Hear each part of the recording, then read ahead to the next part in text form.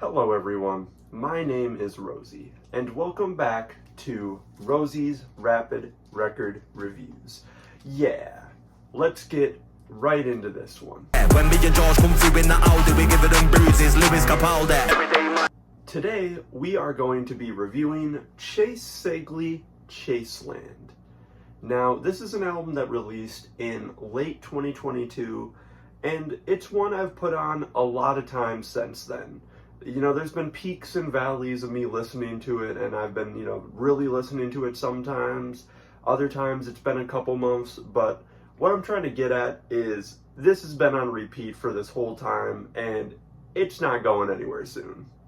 Whether it be like the first track, Tonight, which has a great chorus and really good guitar lines, or something like Finally Lonely, where you're gonna be sitting in the shower crying to it louder than the fucking song. It's got everything you want. But before we get into that, obviously, you know the gimmick of this channel. We like to draw the cover arts while we're listening to the music. And I'm not an artist, but I think I popped off this time. We got this. I don't know why you look so angry, Mr. Ceglie. That's my bad. But I made up for it with this cat over here. He looks pretty hype. And if you want to see the actual cover art, you can look over here, which usually I have some stuff to say. It's cool. Like, sometimes I don't have much to say on the cover art, though. Like, them some bushes, they're there.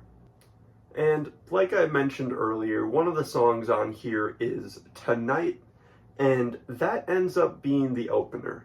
And like I said a little bit ago, the guitar line in this song is incredible.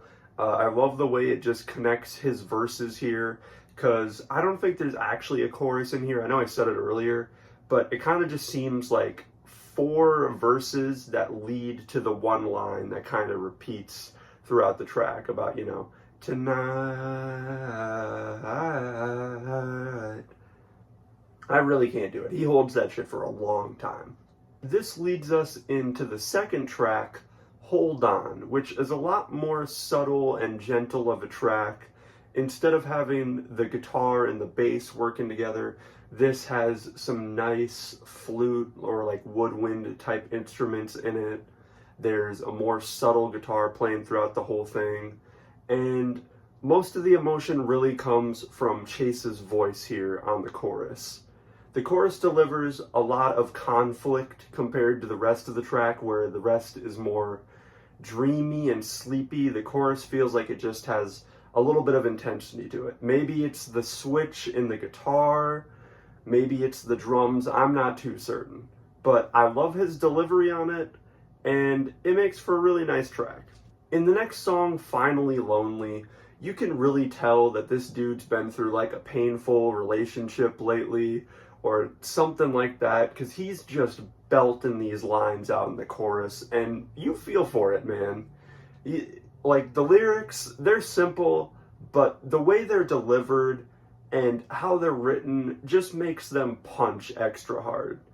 And especially after the second chorus, when it really builds up and all that tension's there, and he hits that last lonely, I tried. And then it goes into the sax solo. Oh my god, that sax solo is incredible.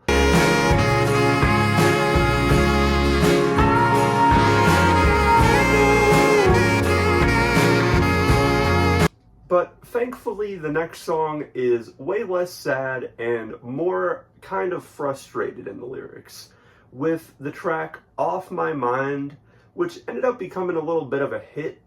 And I get that. This seems like the one on here that would become a hit, but how are they all not hits? Are you hearing these choruses? What are we doing?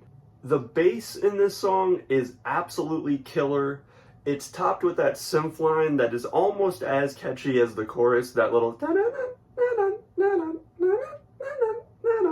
but the real shine of this song is that little like 2 or 3 section right before the chorus, and then he goes into the get off my mind, and it's like, fuck bro, this shit is so good. But the next track, Something Between Us, is a more like sweet love song. I could not tell you what that instrument is in this song, but it sounds really silly. I like the flute, and I think the chorus is really the highlight here, with Chase's more gentle and soft delivery on it. It's fun to see him on like something like Finally Lonely, where he's really got that growl to his voice and you can feel the emotion in it. But then in something like this, he gets a lot more upbeat and it still works out. Then we get to Heart on Fire, which feels like kind of a more upbeat extension of the last song. Because as the last song's like a little more somber and gentle, this one's just more upbeat. It's got some nice percussion to it in the background. Shout out his cat on the Spotify canvas. They're just like sniffing the camera. That's real as hell. The best sections of this song are definitely that flute solo near the end. And something I did realize while I was listening to this is I think I actually like the pre-chorus of this song more than the chorus. And there's like nothing wrong with the chorus, but that pre-chorus is so catchy. This Love really starts as like the most spare instrumentally, with just like this piano and some little synths being here and there. But the delivery of his lines and just how chilled out this song is going into that second half really make it work for me. I especially like when this song drops in around the second half, where you get that flute solo and all those other instruments kick in, and it's just a beautiful track. It gives me chills even thinking about it. I love the background vocalist on here too. I don't know what her name is, but she killed it. Then we finish on the track Forever, which kind of feels like the exact opposite of the last song. It's got a lot more fun piano playing, and Chase Ceglie's performance on here feels like some drunk guy that's just had way too many beers and is trying to profess his love to somebody, and it really works to me. Usually I might have some to say after talking about the album, but I feel like I talked about the songs I wanted to here enough. This is just a great pop album. What you'll learn from this is Chase Ceglie is incredible at singing. I'm not too sure, but I think he plays the saxophone on these tracks too, so that's also quite impressive. And I'm just excited to see where his next album goes. But you should check this out. It's very underrated. There's got to be at least one song you'll like on here if you're following this channel. There's got to be something. But that's all I got to say. Thank you for watching. I'll see you all in the next one, and RRRR.